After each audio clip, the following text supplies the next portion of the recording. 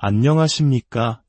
오늘 우리는 삶의 모든 순간에 함께하며 때로는 보이지 않는 상처를 남기고 때로는 영혼을 일으켜 세우는 강력한 힘, 바로 말의 무게에 대한 깊은 이야기를 시작하려 합니다. 이 귀한 지혜의 여정을 시작하기에 앞서 잠시 시간을 내어 이 메시지가 더 많은 이들에게 닿을 수 있도록 도와주시면 감사하겠습니다. 여러분의 구독과 좋아요는 하나님의 말씀을 전하는 작은 불씨가 됩니다. 이 영상을 보시는 모든 분들의 삶에 주님의 평안과 은혜가 가득하기를 기도합니다.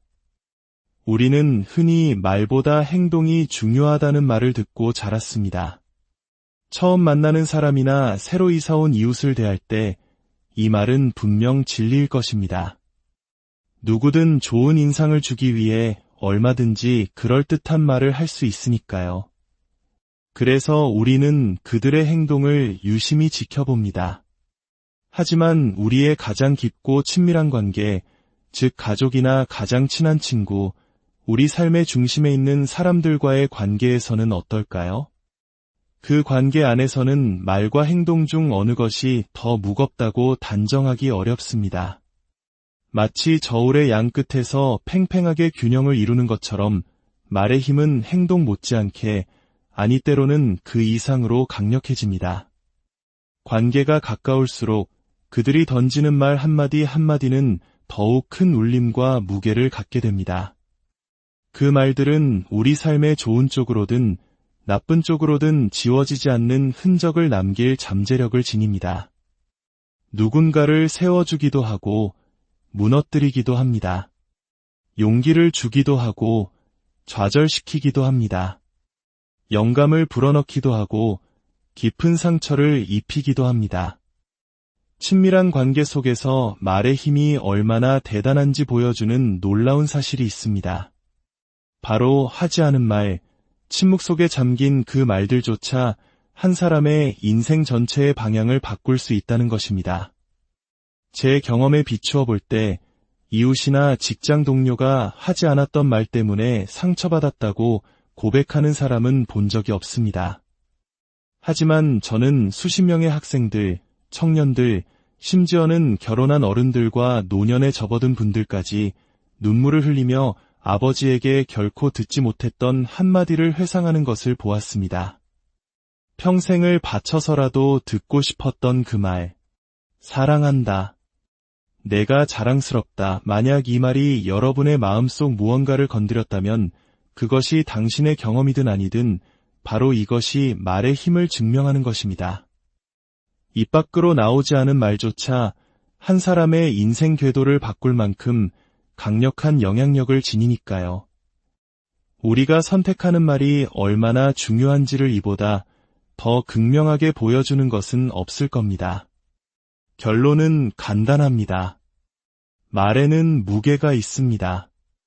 혹시 누군가의 말에 마음이 산산조각 났던 경험이 있으신가요? 잠시 학창 시절로 돌아가 볼까요?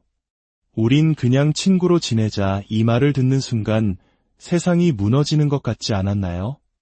아니, 난 내 친구가 되고 싶지 않아. 속으로 외치지만 상대는 넌 나한테 항상 오빠 같은 존재였어라며 확인 사살을 합니다. 그 친절한 거절의 말에 우리는 산산이 부서지고 상대는 아무렇지 않게 복도를 걸어가지만 우리는 그 자리에 남아 모든 것을 포기하고 싶어집니다. 우리의 삶은 이처럼 우리에게 던져진 말, 우리를 향한 말, 우리에 대한 말들에 의해 끊임없이 빚어지고 형성되어 왔습니다. 그 말들이 우리의 어린 시절을 만들었고 어쩌면 우리의 결혼 생활을 왜곡시키거나 반대로 굳건하게 세웠을지도 모릅니다. 우리의 자신감에 영향을 미치고 심지어 우리가 거울 속에서 보는 내 자신의 모습까지도 어느 정도 결정해왔습니다. 여기까지는 누구도 부정하기 어려울 것입니다. 우리는 다른 사람의 말이 우리 삶에 미친 강력한 힘을 너무나 잘 알고 있습니다. 하지만 여기서 중요한 전환이 일어납니다. 우리는 종종 혹은 애써 외면하며 우리 자신의 말이 다른 사람의 삶에 똑같은 무게와 힘을 가지고 있다는 사실을 인정하는 데에는 매우 더딥니다. 우리는 이렇게 생각하곤 합니다. 다른 사람 말은 힘이 있지만 내 말은 그냥 내 말일 뿐이야. 별 의미 없어. 가벼운 말들이야. 하지만 이것은 진실과 거리가 멉니다. 그 결과 우리는 의도하지는 않았더라도 무책임하게 말을 사용하게 됩니다. 내 말이 특정 관계 속에서 얼마나 큰 무게를 지니는지, 그리고 그 말이 세울 수도 있지만 파괴할 수도 있다는 사실을 온전히 받아들이지 못하기 때문입니다. 이 사실은 우리 모두가 깊이 고려해야 할 문제입니다. 하지만 특히 우리 그리스도를 따르는 사람들이라면 이는 선택이 아닌 의무가 됩니다. 이것은 단순히 좋은 조언이나 종교적인 통찰이 아닙니다. 예수님을 따르는 이들에게 말의 신중한 사용은 신앙의 핵심과도 같습니다. 사도 바울은 에베소에 있는 초대교회 성도들에게 보내는 편지에서 예수님께서 주신 새 계명, 즉 그리스도인의 모든 행동과 생각, 그리고 말의 패턴을 이끌어야 할 지침을 상기시킵니다. 그것은 바로 하나님께서 그리스도를 통해 우리를 사랑하신 것처럼 우리도 서로 사랑해야 한다는 것입니다. 저희는 이 가르침을 이렇게 표현합니다. 사랑은 내게 무엇을 요구하는가, 무엇을 말하거나 행동해야 할지 확신이 서지 않을 때 스스로에게 물어보십시오. 지금 이 순간 사랑은 내게 무엇을 요구하는가? 그리고 그 사랑은 막연한 감정이 아니라 주 예수님을 통해 우리에게 명확하게 보여지고 본이 되어주신 바로 그 사랑입니다. 사도 바울은 이렇게 기록합니다. 그러므로 사랑을 받는 자녀같이 너희는 하나님을 본받는 자가 되고 그리스도께서 너희를 사랑하신 것 같이 너희도 사랑 가운데서 행하라. 사랑 가운데서 행하라. 이 말은 부드럽고 낭만적으로 들릴지 모르지만 결코 수동적인 개념이 아닙니다. 복음서에 나타난 예수님의 삶을 따라가 보면 사랑의 길은 담대하고 의도적이며 때로는 세상의 기준으로는 공격적으로 보일 만큼 단호하고 항상 희생적입니다. 언제나 내 앞에 있는 상대방을 먼저 생각하는 길입니다. 이 사랑의 방식은 1세기 로마 제국 사람들을 멈춰서게 만들었고 저 그리스도인들은 도대체 무엇이 다른가? 라고 묻게 만들었습니다. 이 역동적인 사랑의 실천이 세상을 변화시킨 것입니다. 우리는 예수님을 따를지 말지 선택할 수 있습니다. 하지만 일단 따르기로 결정했다면 그 길이 어떤 모습이고 어떻게 반응하며 어떻게 들려야 하는지는 우리가 선택할 수 없습니다. 그것은 이미 우리에게 주어졌습니다.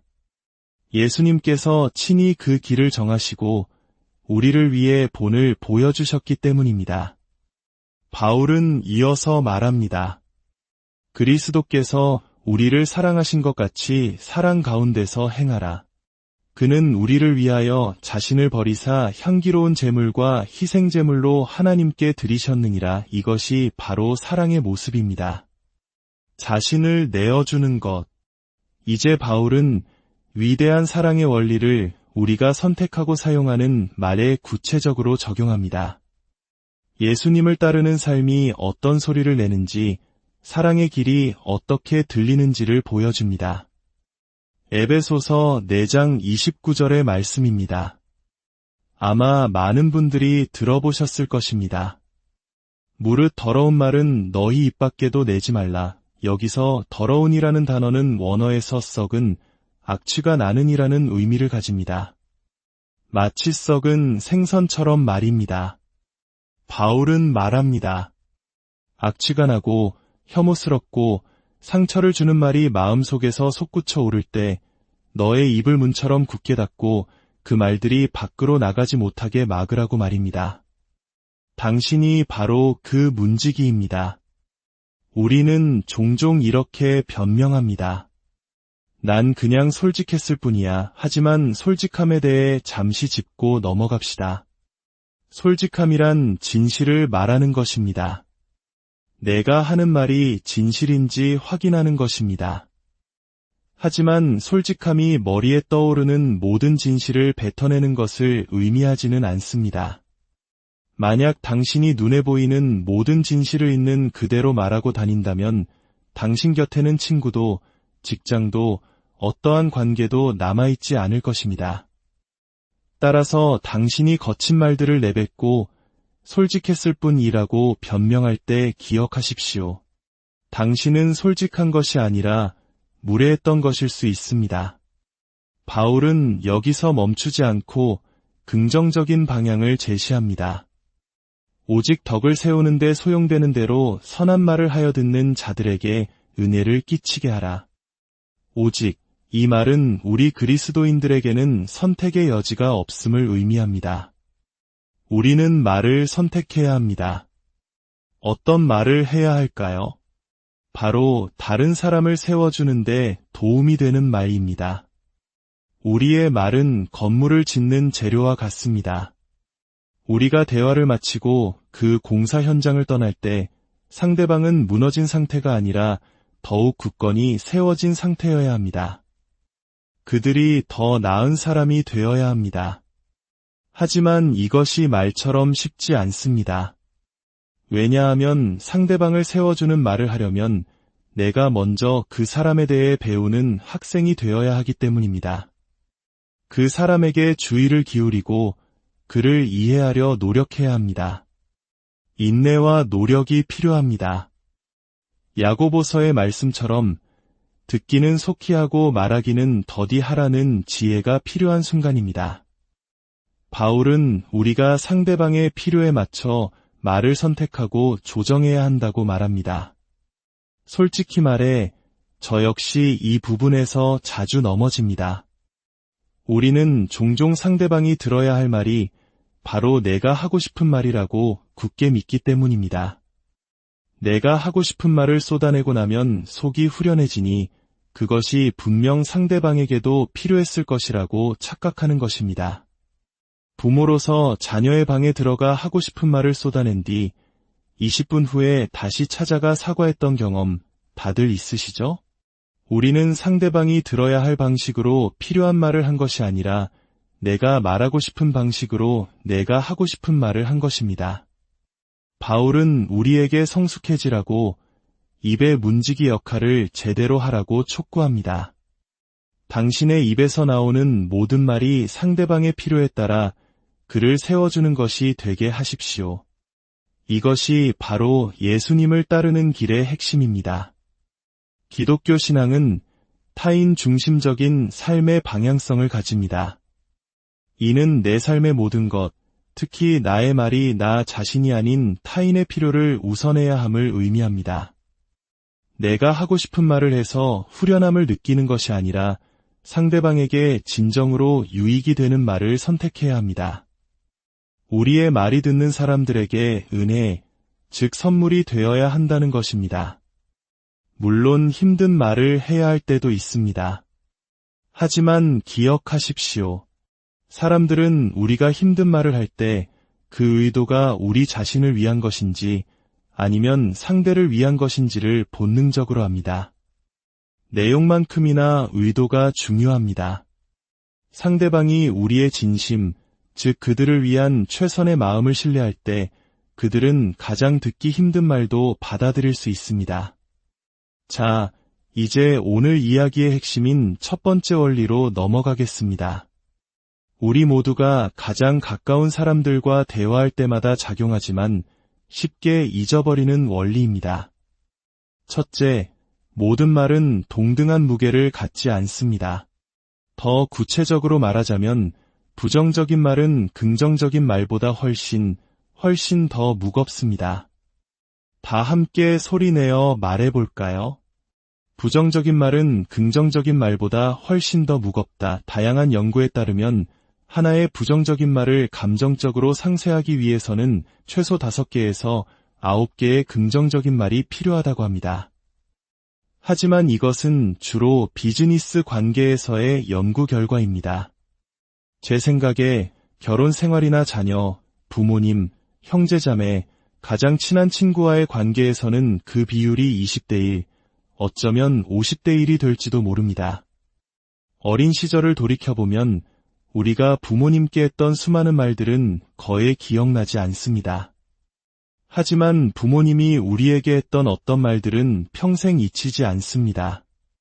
그리고 그 잊히지 않는 말들의 대부분은 안타깝게도 부정적인 것들입니다. 비판, 냉소, 비교의 말들은 마치가시 돋친 화살처럼 날아와 우리 마음에 박혔고 평생 아물지 않는 상처를 남겼을지도 모릅니다. 제가 16살 때 당시 긴 곱슬머리로 유명했던 한 록스타처럼 보이고 싶어서 머리를 길렀던 적이 있습니다. 어머니는 제 머리를 무척 좋아하셨습니다. 돌아가시기 전까지도 제 머리를 쓰다듬으며 그 예쁜 곱슬머리는 다 어디 갔니? 라고 물으시고 했습니다.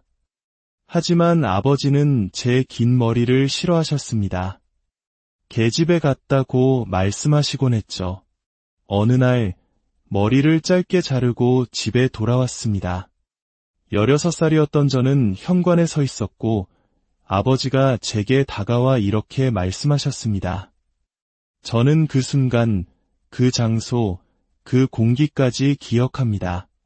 이제야 내 아들 같구나. 그 말을 듣는 순간 제 머릿속에는 이런 생각이 스쳤습니다. 그럼 1시간 전에 나는 누구의 아들이었을까? 물론 아버지는 그 말만 하신 것은 아니었습니다. 저는 아버지의 뒤를 이어 12년간 아버지와 함께 일했습니다. 하지만 저는 그 말을 평생 잊지 못할 것입니다. 왜냐하면 부정적인 말은 긍정적인 말보다 훨씬 더 무겁기 때문입니다. 우리 모두 마음속에 그런 상처 하나쯤은 품고 살아갑니다. 중요한 것은 우리의 말도 똑같이 다른 사람에게 상처를 입힐 잠재력을 가지고 있다는 사실입니다. 우리는 그저 생각 없이 말을 내뱉지만 어떤 말은 2kg짜리 아령 같고 어떤 말은 200kg짜리 바위 같아서 상대방을 짓누를 수 있습니다. 우리는 우리말로 입힌 손상에 대해 그리고 우리 주변 사람들을 세워주는데 사용해야 할 말을 관리할 책임에 대해 진지하게 생각해야 합니다.